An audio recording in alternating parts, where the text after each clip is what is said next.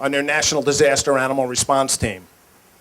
We go around the country, we break up dogfighting rings, take care of animals that have been in hurricanes, tornadoes. So this is what I do in my spare time. As far as the issues going on, we're all very much aware of them.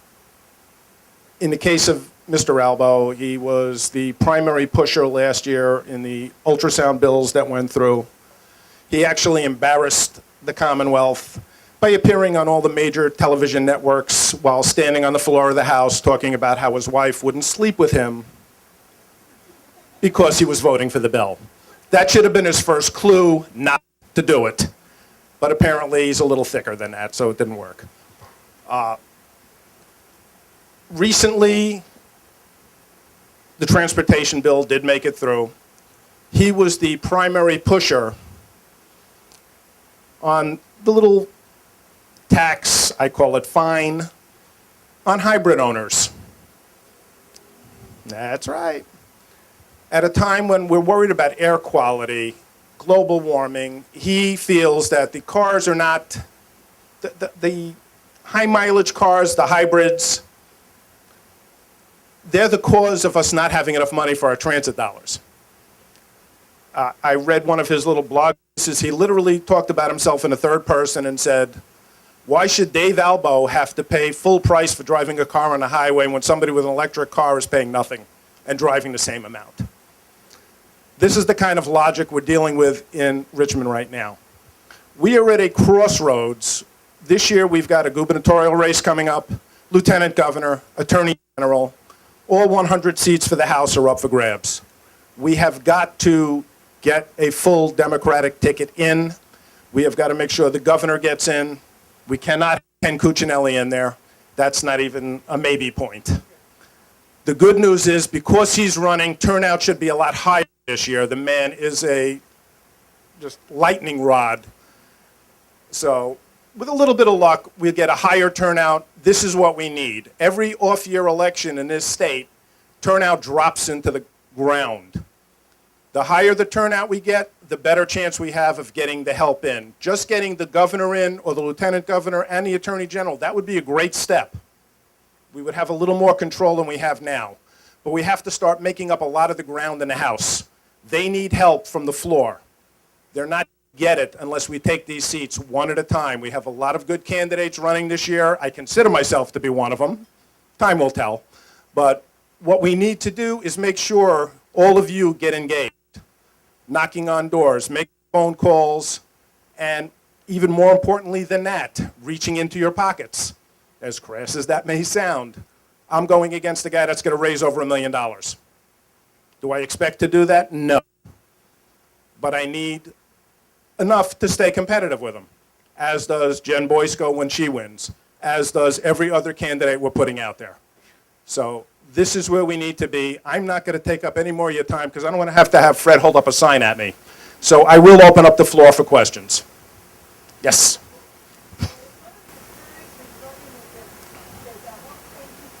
You are welcome. I'll say it for the back of the room, too. I absolutely admire your courage in running against Dave Albo. He's one of the worst of the worst. Can you tell us more about what you support and plan to bring to the Assembly? Because it's hard to talk about a candidate if we can only say who he's against. We'd like to say why you're a great candidate. Absolutely. I grew up in a family where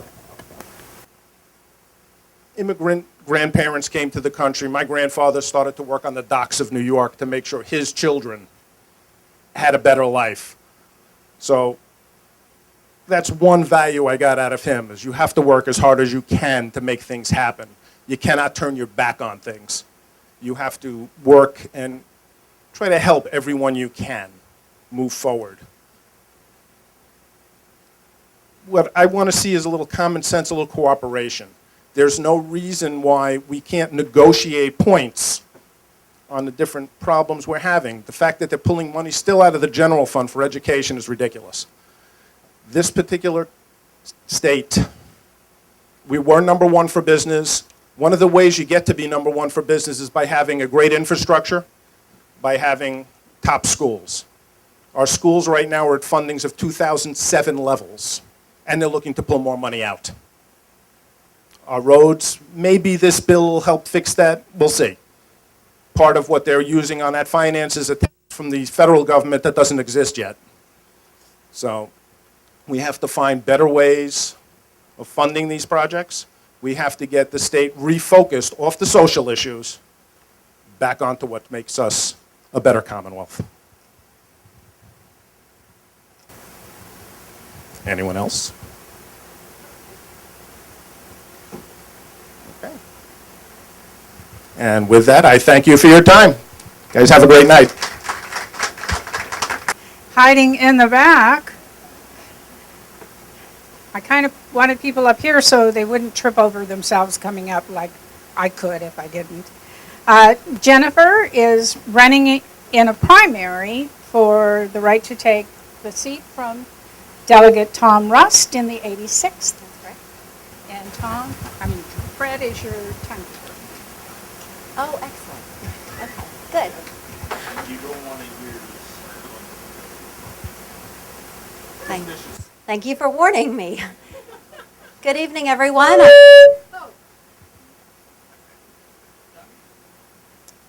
Good evening, everyone. My name is Jennifer Boysko. I am running for the 86th District in the House of Delegates. That's in the Herndon area near the Dulles Airport. And I appreciate you all giving me time to speak tonight. It's really nice to be here at the Brigades. I see a lot of familiar and old friends. Todd, it's good to see you here. Friends that I've known for about a decade. I'll tell you a little bit about myself. I come from what I like to call a mixed marriage. My father was an Episcopal priest and a strong Democrat when I was growing up, and my mother a Republican, and she worked as a nurse. And you can imagine the prayers that my father was saying around the table at dinner time when we were talking politics. I got my start in public service when I was a kid. I was actually 12 years old, and I was frustrated that we did not have girls allowed as crossing guards at my elementary school.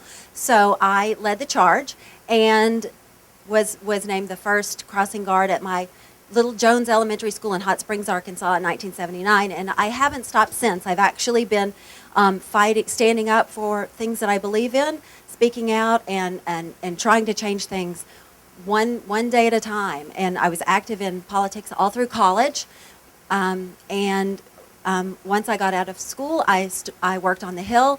I have public service from working in the U.S. Senate to grassroots activism, and that's where I know most of you all from. I served Howard Dean as his state chair, as his state director. I don't know how many of you all were on Facebook last night, but I sent out a little save the date because Howard Dean is actually going to be coming to Northern Virginia or Washington to do an event for me and John Bell on March 26th.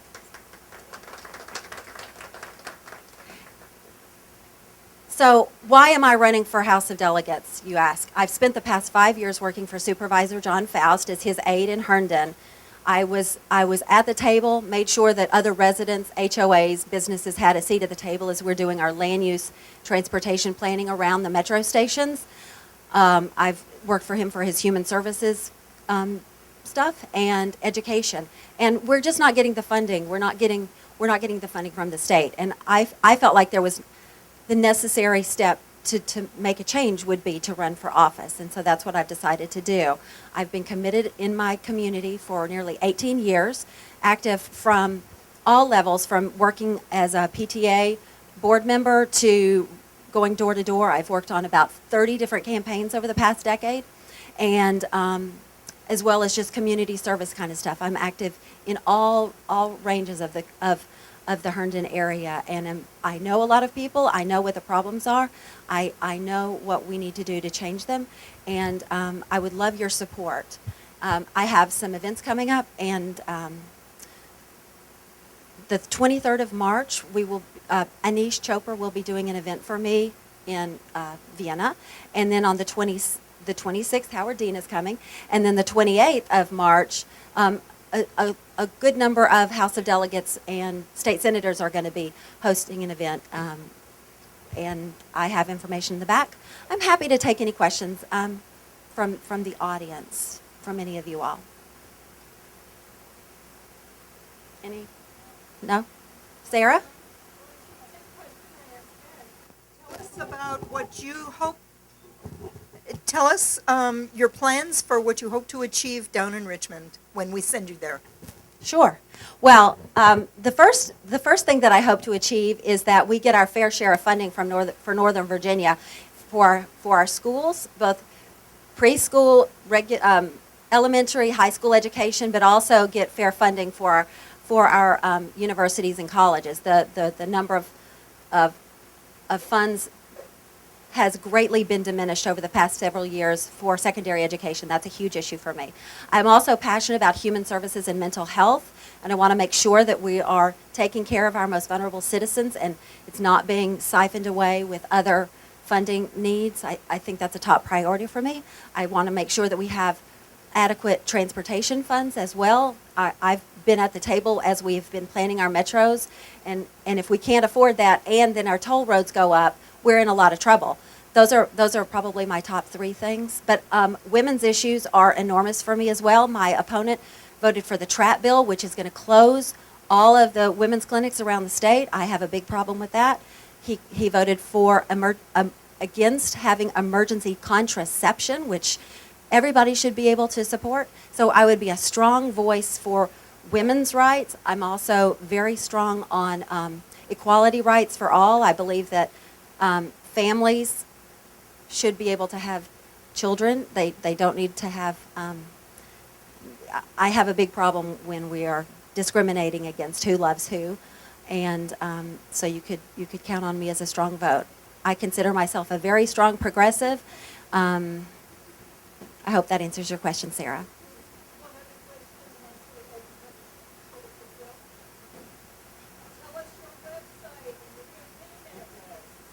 My website is my name, www.jenniferboysko, B-O-Y-S as in Sam, K-O.com. And my address is Boysko for Delegate at P.O. Box 247, Herndon, Virginia 20172. I need money. I need people to dig deep. They are expecting that my race will be somewhere between $750,000 and $1 million. So the end of the quarter is coming up. I have goals. I'd love it if I could meet them. I am very proud to say that I have over 300 individual donations from 270 different donors. And some are as small as $5. Some people are giving $25 a month, and I've had them up into more than several thousand. So I welcome all levels of funding, and I'm also always happy to have volunteers. Yes? Just going to ask you why you are a better choice to run against Tom Russ than your primary opponent. Sure, I'm happy to answer that. I feel really confident about this. I have been active in this community for 18 years.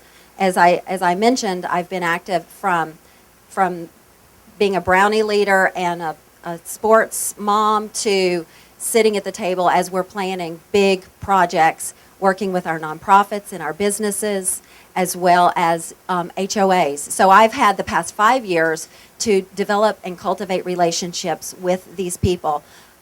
Both Republicans, Democrats, and Independents. They know me. They know that they can trust me. I actually have a few Republicans who are diehard Republicans who said, because it's you, Jennifer, I'm going to vote for you. I have women who are standing up with me who are typical Republicans because I'm a woman, because I bring that. I would be the 20th woman in the 100-member House of Delegates. If you don't think that we need a few more women, then maybe I'm not your candidate, but I think we do. And I have endorsements from over 20 elected officials. I've been endorsed by Emily's List, which is going to bring significant resources to the race. Democracy for America, which is Howard Dean's thing, significant resources to the race. And the other elected officials really believe in me. They know me. I've worked for them. I've helped them. Mark Herring was one of the first people to come out, and he's running, in his own race, and he felt confident enough to stand up for me. So, yes. I had an opportunity to do a ride-along with a policeman a couple years ago, and he was explaining to me how if there's somebody in a mental health crisis, that they have to take a squad car out of service and drive it a couple hours into the Southwest in order to deal with that situation. What would your plan be to resolve that?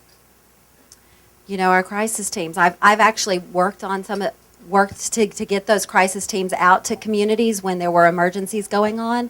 So I understand exactly what you're talking about, and actually it's very difficult because they don't have the resources that they need. I would fight for resources for our mental health.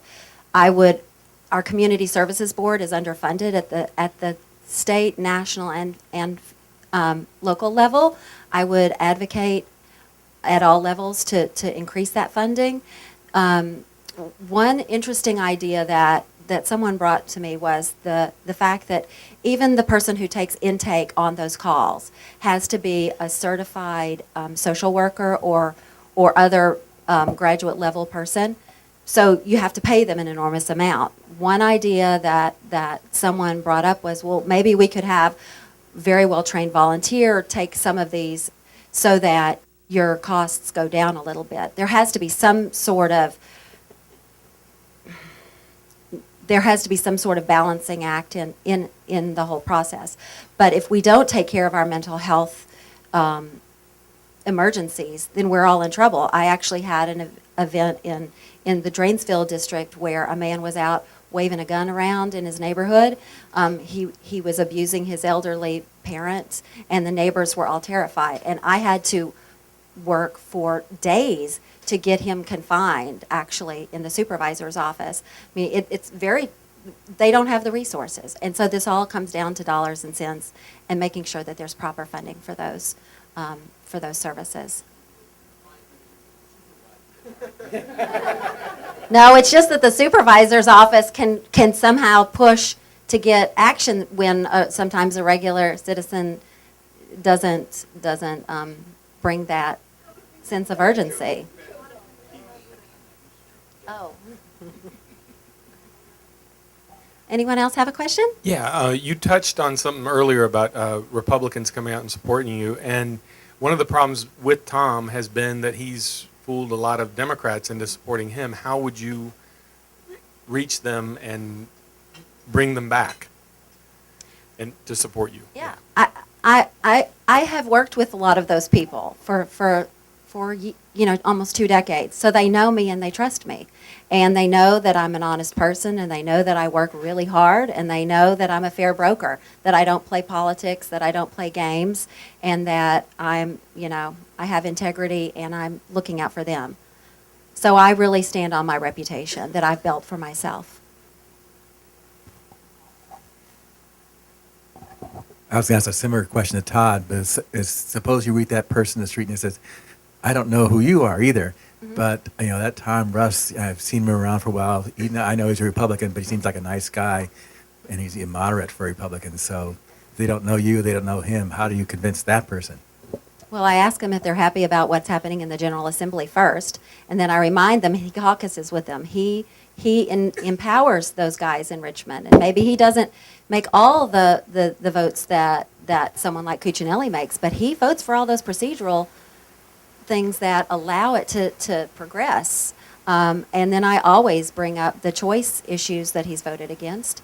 And last year's transportation bill is a really good example of how he's not taking care of our constituents, because he carried the governor's transportation bill last year. Not this past one was better for Northern Virginia, but last year all the funds went down to Norfolk to take care of their roads, and they have a toll road down there.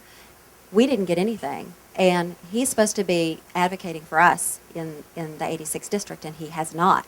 He allowed the governor to run the show, and when someone asked him, and it was actually someone that many of us in this room know, he said, I can't believe you didn't stand up for your own constituents. And he said, you know what, the governor was really, he was up as a possible vice presidential candidate, and, I had to do it. So he put politics first, and that's unexcusable. I completely disagree with that, and I'm happy to tell, I wasn't in the room when that happened, but I trust the person who told me that. Any other questions? I really appreciate you all giving me time to talk. It's lovely to be here. I have a lot of respect for the Brigades, and I hope everybody has a nice evening. Thank you so much. Thank you for coming.